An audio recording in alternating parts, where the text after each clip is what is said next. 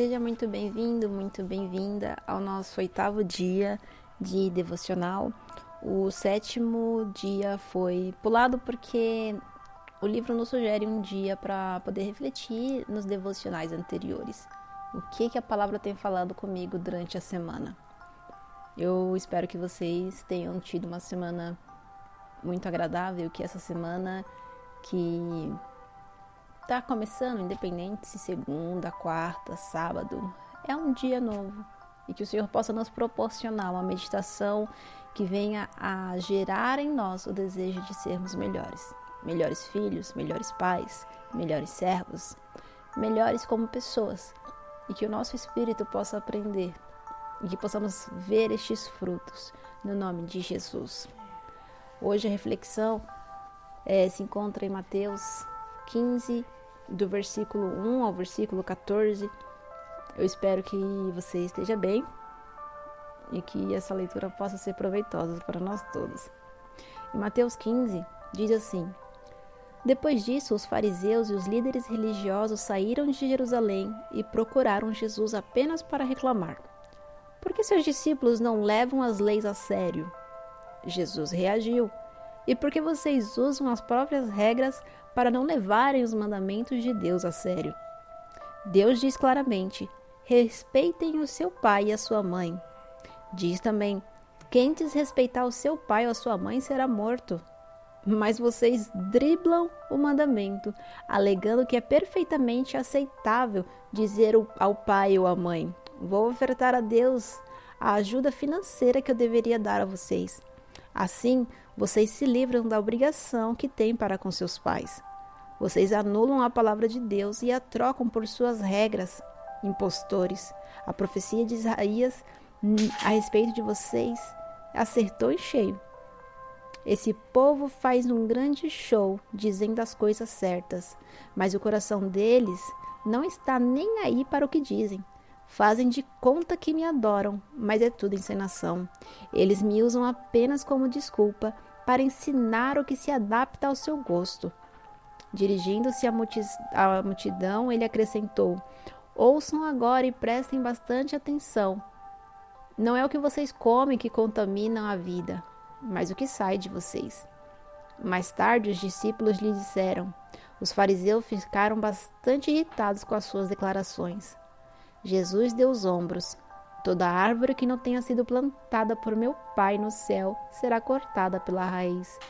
Esqueçam-se deles. São cegos guiando outros cegos. Quando um cego guia outro cego, ambos caem no buraco. Hoje, o ideal seria se a gente pudesse juntos sentar à mesa e conversarmos sobre o devocional de hoje. Mas eu sugiro que, se você puder, sente-se em algum lugar e prepare seu coração para ouvir a Deus. Não somente a palavra de Deus, mas assim como a gente tem vindo praticando. Vamos ouvir como se a voz do próprio Deus estivesse assoando agora conosco. Jesus parece estar um bom tempo provocando os fariseus a falar duramente com eles. De todos os grupos religiosos de Israel, os fariseus são os que Jesus mais repreende. E mesmo assim, parece que estes são os líderes mais devotos de toda a nação. Juntar-se a Jesus para surrar os fariseus é tentador. Pensar, graças a Deus, eu não sou como eles, é fácil. Mas nós, frequentemente, nos assemelhamos mais aos fariseus do que gostaríamos de admitir. Devemos repensar e identificar qual o momento que o nosso coração reagiu contra Jesus. Devemos identificar quais foram estes momentos, porque nós não somos perfeitos. Nós não temos a nossa mente perfeita, nós estamos em evolução, em progresso. É um processo que não vai ter fim enquanto o Senhor não nos tirar dessa terra. Mas nós sabemos que muitas vezes o nosso coração se irrita, o nosso coração nem sempre recebe a palavra de Deus de bom grado, mas nós sabemos que ela é o alimento necessário para que a gente continue crescendo na graça, sabedoria. Mas tem aquela palavra que você pensa: não, Jesus, tem horas que a gente nem queria estar naquele lugar para não ouvir, mas a gente sabe que aquela palavra é necessária para moldar em nós o caráter de Cristo. Eu acredito que muitas vezes nós nos assemelhamos aos fariseus quando nós conseguimos detectar o erro no outro, esquecendo que muitas vezes nós já passamos por aquilo. E muitas vezes é o contrário. O erro que a gente olha no outro e não acha em nós, provavelmente vai nos tentar lá na frente. E se a gente não tomar cuidado, nós vamos cair naquilo que nós pregamos contra. É difícil a gente prestar atenção em detalhes, mas é em detalhes que nós conseguimos adorar a Deus. Nós frequentemente nos assemelhamos àquelas pessoas que a gente mais fala. A Bíblia nos sugere, nos aconselha, nos exorta a orar por essas pessoas. Muitas vezes a gente cai na tentação de falar de um, falar do outro, mas esquece de orar. Isso nos deixa uma brecha enorme para que aquilo que a gente tenta combater venha atrás de nós. Mas quando a gente ora, a gente coloca uma capa protetora. Quando a gente intercede por alguém, a oração primeiramente passa por nós. Então quando você pede, Senhor, tem misericórdia do fulano, Senhor, que ele deixe isto para trás, Senhor, mostra onde ele está errado, Senhor, que ele possa abrir mão do eu, do ego, que ele possa estar mais sensível ao teu Espírito Santo. Na verdade, a gente está orando por nós. Senhor, tem misericórdia de mim. Senhor, me ajude a não cair nisso. Senhor, blinda a minha vida para que eu não caia em tentação. Senhor, em nome de Jesus, me mostre quando eu estiver perto do erro. Senhor, não permita, Santo Deus, que eu faça a mesma coisa, mas que esta pessoa, Pai, seja liberta, seja alcançada, que ela possa entender o teu amor e possa amar mais ao Senhor do que ela mesma, porque quando a gente abre o coração, abre uma porta para o pecado, na verdade a gente está, mesmo que não com palavras, a gente está amando mais aquilo que a gente está fazendo do que aquilo que o Senhor nos proporcionou, que é a vida eterna. Muitas vezes a gente se esquece que nós estamos aqui, caminhando para a eternidade, e quando a gente tira os olhos da eternidade, a gente foca no agora e pensa, mas depois passa, depois eu peço perdão, depois, mas o depois às vezes não pode não acontecer, mas a gente está tão acostumado em glória a Deus, dia após o outro, tão certo como o amanhã, porque o amanhã vai existir, mas a gente não pode garantir que eu vou estar no amanhã. O amanhã vai existir, mas você vai estar no amanhã? Quando a gente tira o nosso foco da eternidade, coloca nossos olhos aqui na terra, a palavra de Deus fala em Atos que é o pior de todos os homens, aquele que crê em Cristo somente para esta vida. Não foi para viver uma vida em abundância aqui na terra que Jesus morreu, mas foi para que a gente tivesse uma vida em abundância na eternidade. Nossa casa já foi preparada, está nos esperando.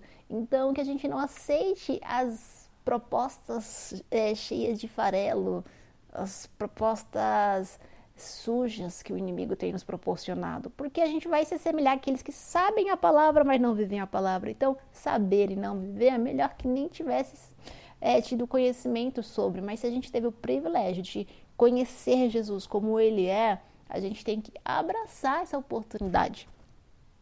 Devemos repensar e identificar estes momentos em que o nosso coração reagiu contra a palavra e pedir perdão ao Senhor, misericórdia, para que isso não aconteça mais, que quando vier a palavra nos afrontar, nos confrontar, que a gente se sinta feliz, fala, Deus, doeu, essa palavra foi, Pai, mas me ajuda a largar mão, que diminua eu, Pai, tira todo o ego, porque é o ego que é ferido, quando a palavra vem e fala, você está errado, você fala, meu Deus, e a gente sabe, mas quem é que gosta de estar errado? Ninguém gosta de estar errado.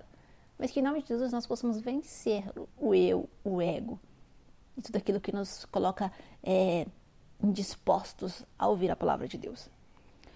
O que tem te ajudado a identificar os momentos em que o seu coração é mais parecido com o coração dos fariseus do que com o de Jesus? Lembrando que a gente tem que se assemelhar a Cristo, agir como Jesus agiria, falar como Jesus falaria.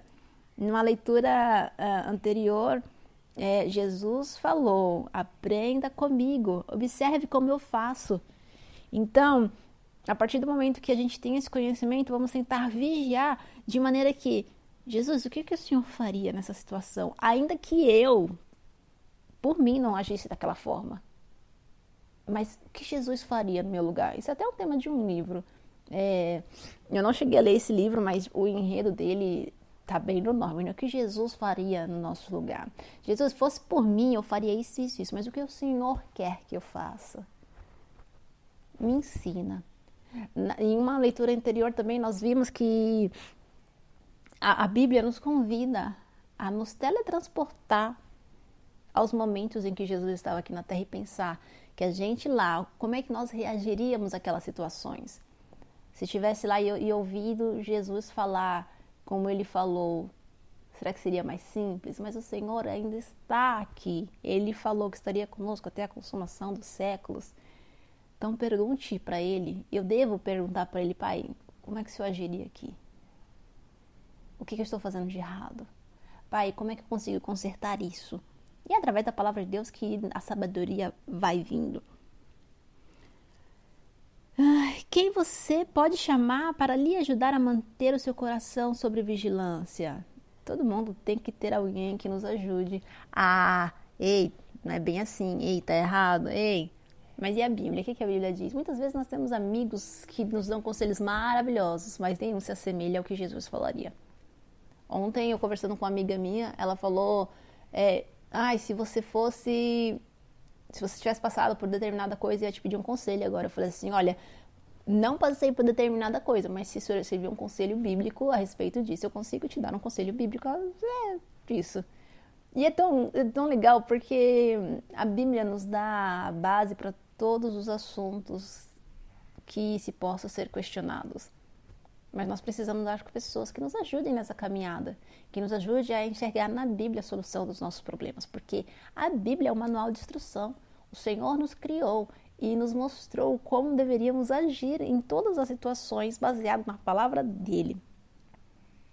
Ainda o devocional nos aconselha a refletir nas palavras que Mateus cita de Isaías, versículo 8 e 9. Sobre quais circunstâncias essa passagem lhe descreve? Nessa passagem, ela consegue descrever o momento que você está passando, algum momento que você já passou? Da mesma forma, eu preciso me questionar. Quais circunstâncias essa passagem me descreve? O que você acha que Deus quer falar com você? O que Ele quer que você faça quanto a isto? A palavra disse, a nossa leitura foi: este povo faz um grande show dizendo as coisas certas, mas o coração dele não está nem aí para o que eles dizem. Sabe quando você fala lindamente, mas não vive aquilo que você fala? Não faça isso, que a gente não faça isso. A gente consegue ver isso nas outras pessoas, mas que a gente não caia nisso. E se a gente consegue ver isso nas outras pessoas, que a gente ore por essas pessoas. Ore pelo pregador, ore por aquele que teve a oportunidade, ore pelo seu amigo. Tente não fazer igual. Ore ao Senhor para que você não faça igual. Que a palavra do Senhor seja verdadeiramente aquilo que nos preenche quando a gente estiver cheio da palavra de Deus. O que vier de fora não vai nos atingir. O que você acha que Deus quer que você faça quanto a isso? Eu convido você, depois de ouvir isso, hoje ainda, para não esquecer amanhã, reflita onde essa palavra se encaixa na sua vida. E quando for orar, peça para que Deus te dê um coração como o de Jesus, um coração humilde, transparente e genuíno. Porque assim, com o coração de Jesus, você consegue chamar outras pessoas para te ajudar a manter o seu coração sob vigilância. Porque você vai ter humildade de encontrar alguém que consiga te ajudar, que você enxergue que essa pessoa também tem o coração de Jesus. E peça que ela te ajude a estar sob vigilância, que te aconselhe biblicamente sobre as circunstâncias que acontecem dia após dia, dando permissão para que elas te questionem a respeito de assuntos do coração. Como é que você está se sentindo? E como é que você vê isso? Como é que você quer responder a essas coisas que estão acontecendo? Mas como é que Jesus faria? Como é que Jesus responderia? Porque existe o que eu quero fazer e o que Jesus quer que eu faça. E assim, eu encerro dizendo que o meu desejo é que o nosso coração seja cada vez mais próximo, semelhante ao coração de Jesus. Deus abençoe, até amanhã e tchau!